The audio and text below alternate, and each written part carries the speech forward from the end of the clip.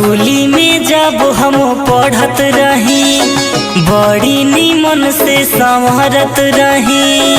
हे सखी हर सुना हो स्कूली में जब हम पढ़त रही बड़ी नीमन से संवरत रही। बुझलो परेशान बानी बब काट रखला से का कही सखी बड़ा डर लगे इने उने झकला से।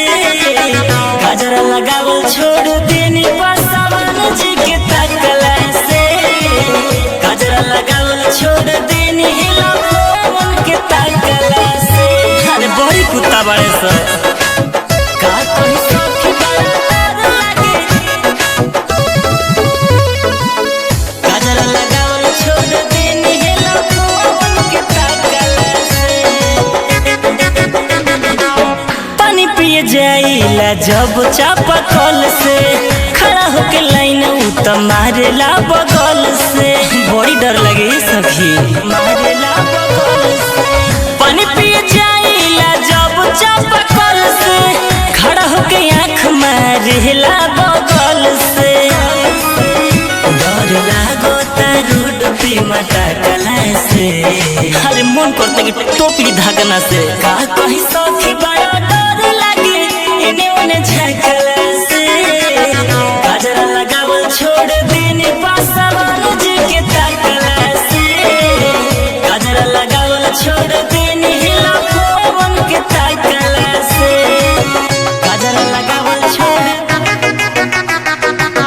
गजरा लगावल छोड़ का कही सखी बड़ा डर लगे पासवान जी के तकला से। गजरा लगावल छोड़ देनी हिलावन के तकला से।